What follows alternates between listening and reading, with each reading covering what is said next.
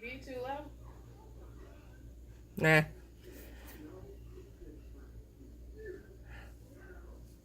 Okay, the same recipe as the Fathead Pizza, keto vegan version. This is 2 chia eggs.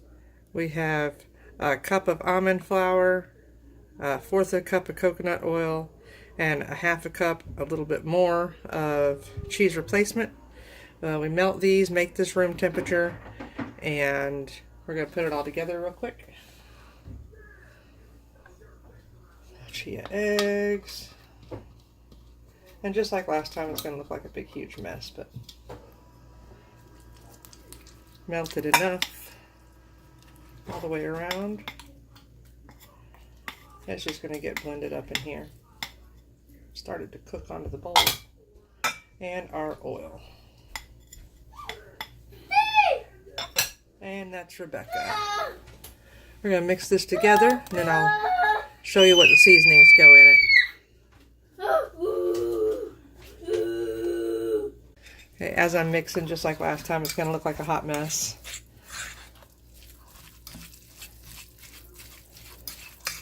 Get it all incorporated. I like to use a fork, or with gloves, use my hands. Make sure it's mixed as good as possible. Never over mix it. It's not real dough, real flour, or gluten, any of that thing. And we are going to, for the cereal, we're going to put a half a cup of sweetener.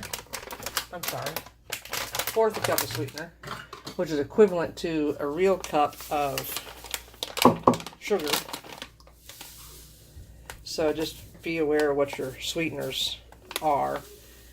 This, when I use a fourth cup, it actually is equivalent to, a half a cup of sugar. So 1/4 of this is a half a cup of sugar. It just depends on what your sweetener is. So 1/4 of a cup of that.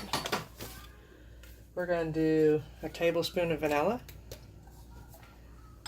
I don't care for imitation, and I always add extra, but at least a tablespoon.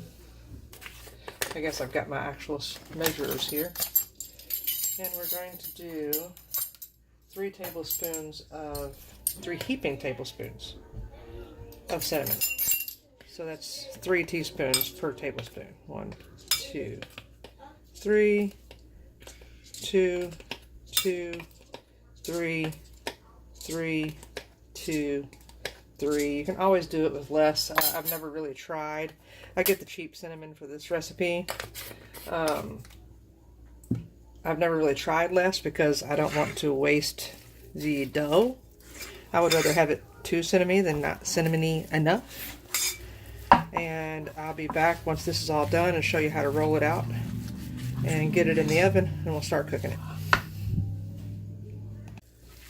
Yeah, just to get it good and mixed up, I like to use a glove. But you know, it doesn't have to be that mixed. You can have little swirls in your cereal or whatever. There's a hunk of sweetener or something. Let's check out what that is. Oh, it's burnt cheese. Yeah, if you run across something like that, just pull it out.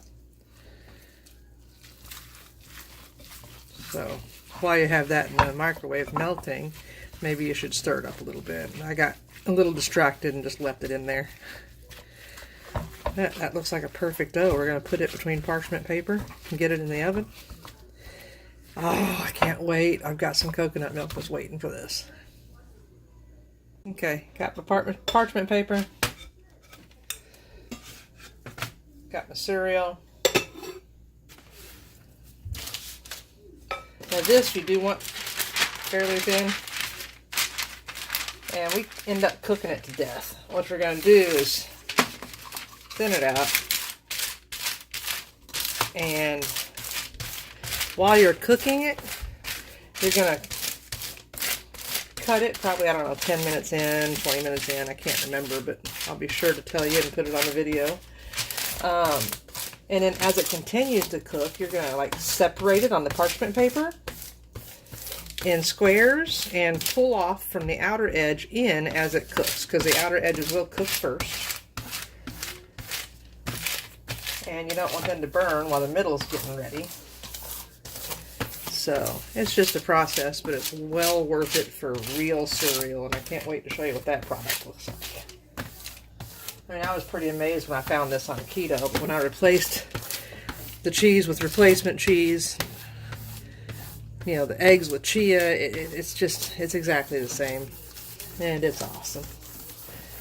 It really helps take care of the sweet snacks, and I got to do this before I eat the grandbaby's donuts, so I think it's looking really nice and really thin. It's going to cover up basically the whole sheet. Obviously has a lot of cinnamon. Said I'd always rather have more than less. I thought about trying a peanut butter one next time. If it comes up too far, you can just take this piece and put it into an area that doesn't have as much and just start all over. I'm not sure if you saw that, but yeah. And after you cook this a couple times, you'll see how thin or how thick you like it. The cool thing is it actually stays very crunchy in your milk, whether it be soy or almond or coconut or whatever. There's that, and we are going to cook it at 350 for, looks like 17 minutes for the first cut. I'll show you that in just a second. Okay, we're going to go ahead and try and cut this. Still a little wet, but it's alright. Whatever size you want. It separates pretty easy. Well, not yet, but it will when it cooks a little bit more. But you can get a pretty precise little angle and whatever size you want. Obviously, it's just cereal that you're going to eat. So it's not that important what shape it is, except for you want to be able to fit it in your mouth. Durr. And after this, we're going to stick it in without the top piece. It'll start cooking a little bit faster, and then we can start breaking it. We're still at 350. We've been in for about 25 to 30 minutes. And we're not going to stop until she's done. The whole process could take an hour, hour and a half. I don't remember. It takes a while. But see, some of this on the end is already getting crispy. And it'll cool. It'll get crispier as it sits and cools. So these pieces you can go ahead and set aside in a bowl or whatever. And then after they're cool, you can test them. You can always throw them back on there, but you can test them out and see if you want them crispier. Well, these are really thin, thinner than I usually do. I don't know why I did them that thin, but you can see how they start to come apart. And the more they cook, the more they'll come apart. Later on, you might want to flip some. It's up to the texture you like. And here we go. I'll keep showing you gradual process. Okay, we're back in 3 minutes later. These firmed up a little bit. I definitely made them a lot thinner than usual. This is extremely thin. Still good. I make them about 3 times as thick usually. I just haven't made these guys. Look at that. I haven't made these guys for probably 6 months. Just been a little busy with a lot of other things in my life, so haven't cooked much. And yeah, they're still wet. Still ones on the edges are wet. You can start pulling them apart if you feel the need. Oh, there are some thicker ones here that are going to turn out different than the other ones. So just, you know, you'll get a rhythm for it. Once I cook these a couple more times, I'll get another rhythm for it too. Oh yeah, this one here, these guys. Hot, hot, hot. This thickness here is kind of perfect. It gives you enough to bite onto, and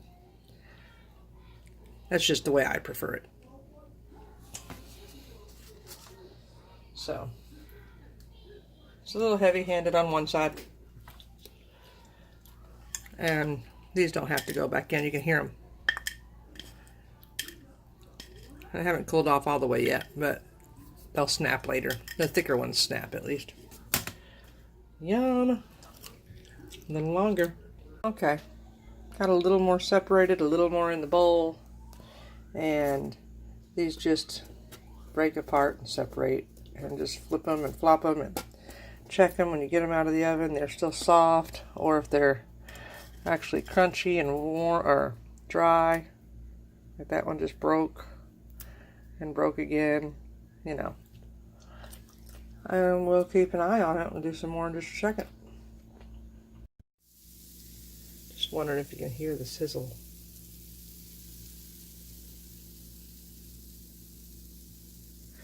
Okay, so we're going to separate some more of these, flip some more of these, pull some more out, put them in there, and just keep doing the process.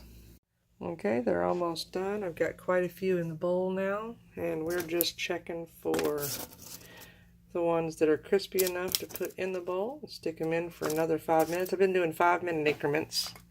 10 minutes cooling, 5-minute increments. You don't have to do that, but I'm in the middle of watching the show right now, and that schedule seems to work out for me while I get some other stuff done or just relax. Just don't forget about them, because then you'll feel really, really terrible about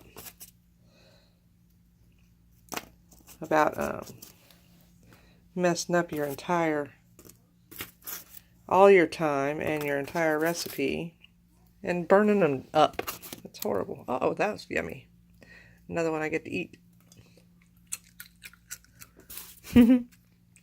Anyway, so that's the process. And there's the cereal. You don't eat a whole bowl like this. This is all gonna make like one bowl. But you do not eat a bowl. You eat like a handful, like a little bitty bowl, like not even, yeah, it's the same bowl. No, you eat a little bit. Like take a third a cup of cereal and try that first. Because it is keto, it is going to fill you up a little bit better because of the fat. And on the keto diet, you're not going to be that hungry. This is just something to give you that crunch and that snack that you're craving on keto that you don't get to have. Okay, here's my little bowl, and I'll show you how little. It just fits in my hand.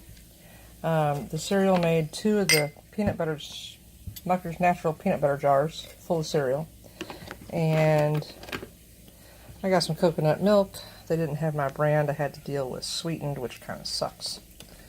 But this literally will curb your crave for cereal and crunchy things. Throw some nuts of whatever sort on there. Maybe a little extra sweetener if you'd like. And that's really all you need. It stays really crunchy in milk, and it's delicious. And it literally is cereal. So, and you can play with that recipe, add stuff, subtract stuff.